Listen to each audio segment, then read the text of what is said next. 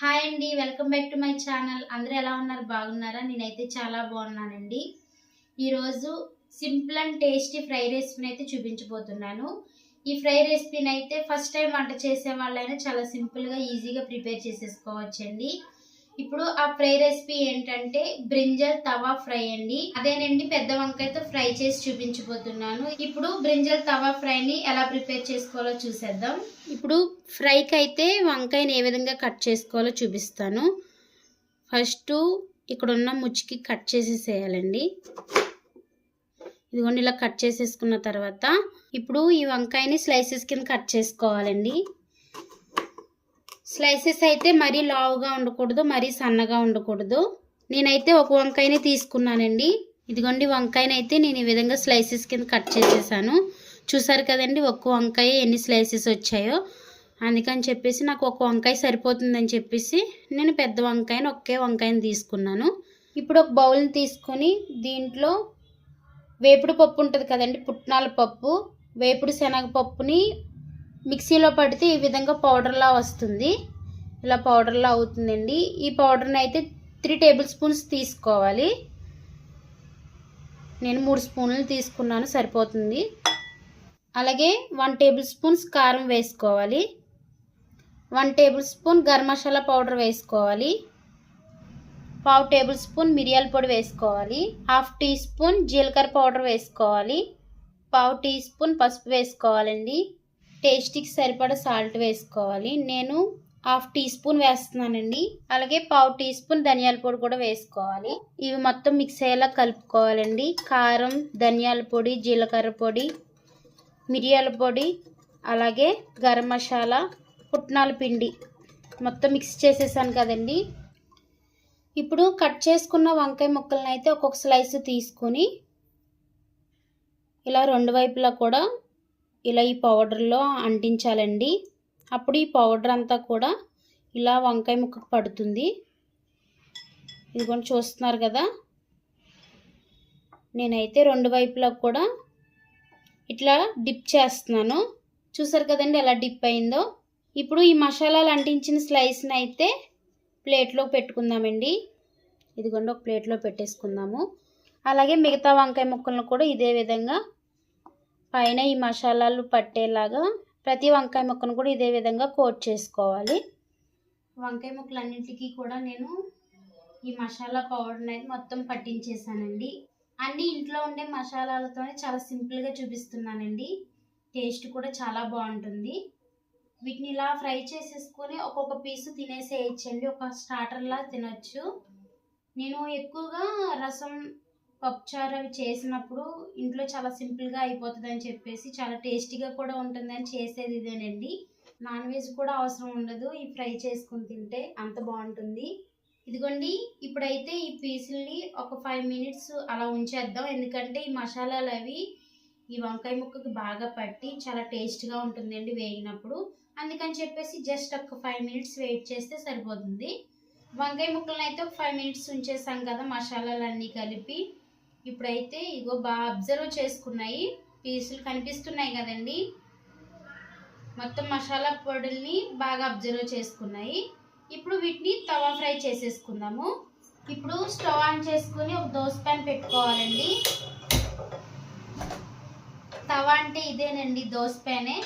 ఇప్పుడు ఈ ప్యాన్ అయితే వేడవ్వాలి. ఇదిగోండి, దోస ప్యాన్ అయితే వేడైపోయింది. ఇప్పుడు దీనిపైన ఆయిల్ వేసుకోవాలి. ఇలా మొత్తం ఒకసారి ఇలా కలపాలి, ఎందుకంటే ఆయిల్ మొత్తం స్ప్రెడ్ అవుతుందని చెప్పేసి నేను ఇలా చేస్తున్నాను. ఇప్పుడు ఆయిల్ వేసిన తర్వాత దీనిపైన ఇలా ఒక్కొక్క పీసు పెట్టేసేయాలండి. చూస్తున్నారు కదా, మనకి పెనంకి ఎన్ని పీసులు అయితే పడతాయో అలా మొత్తం పీసులన్నిటిని పెట్టాలి.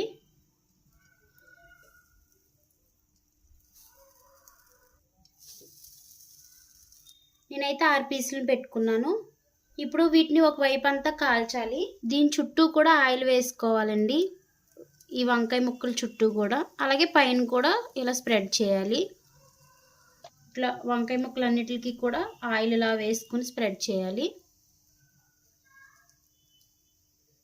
ఒకవైపు అంతా కూడా మంచిగా వేగాలండి, బాగా ఫ్రై అవ్వాలి.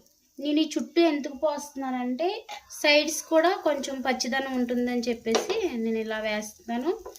పైగా చుట్టూ ఉన్న ఆయిల్ అంతా ఈ వంకాయ ముక్కల్లోకి రావడం కోసం ఇలా ఒకసారి ప్యాన్ అయితే ఇట్లా మొత్తం తిప్పుతున్నానండి. ఇప్పుడు ఒకవైపు అంతా కొంచెం వేగనిద్దాము. ఒకవైపు అంతా మంచిగా వేగాయండి. ఇప్పుడు రెండో వైపుకి తిప్పుకోవాలి, ఎందుకంటే ఇటువైపు కూడా మనకి మంచిగా వేగాలి కదా. ఫ్లేమ్ని అయితే సిమ్లో పెట్టుకునే వేయించుకోండి, అప్పుడు మనకి మాడిపోకుండా స్లోగా కాలుతుంది. ఫ్లేమ్ని హైలో పెడితే కనుక మొత్తం కాలిపోతుంది, మొత్తం మాడిపోతుందండి. అందుకని చెప్పేసి ఫ్లేమ్ని సిమ్లో పెట్టుకుని ఈ విధంగా వేయించుకోవాలి. చూసారు కదా ఒకవైపు అయితే ఎంత మంచిగా కాలాయో, ఇలానే రెండో వైపు కూడా వేయించుకోవాలి. ఒకవేళ మళ్ళీ మనకి కాలినట్టు అనిపిస్తే కనుక ఇంకొకసారి అలాగా ఆయిల్ వేసి ఇంకొక వైపుకి తిప్పుకోవాలండి. చూస్తున్నారు కదా, ఇంకొకసారి వీటిపైన ఆయిల్ వేద్దాము. అలాగ రెండు వైపులు కూడా లైట్గా కలర్ వచ్చేంత వరకు ఇలా వేయించుకుంటూ ఉండాలండి. ఇదిగోండి చూసారు కదా వంకాయ ముక్కలు అయితే ఎంత బాగా కలర్ వచ్చాయో, రెండు వైపులు కూడా చాలా మంచిగా వేగాయి. ఇప్పుడు వీటిపైన నేను కొంచెం జస్ట్ అలా నువ్వులు వేస్తున్నానండి, చూడడానికి బాగుంటుంది, తినేటప్పుడు నోటికి తగిలితే బాగుంటుందని చెప్పేసి. ఇదైతే ఆప్షనల్ అండి, మీకు ఇష్టమైతే వేసుకోవచ్చు లేకపోతే లేదు. వీటిని జస్ట్ ఒక్క 2 మినిట్స్ అలా మగ్గిద్దాము. జస్ట్ ఒక 2 మినిట్స్ వేగితే ఫ్రై అయితే ఇంక ప్లేట్లోకి తీసేసుకోవచ్చు. ఇప్పుడు వేగిపోయాయి కాబట్టి వీటిని అయితే ప్లేట్లోకి తీసేసుకుందాము. నేనైతే ఇలా ఒక ప్లేట్లోకి తీసేస్తున్నానండి.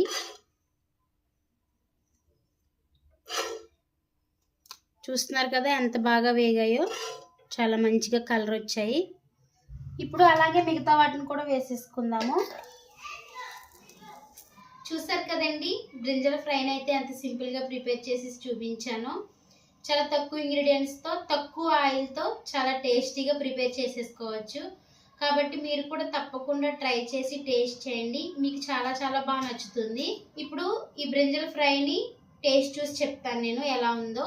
ఇదిగోండి చూడండి, స్లైస్ అయితే ఎంత మంచిగా ఉడికిందో, చాలా బాగా ఫ్రై అయ్యింది.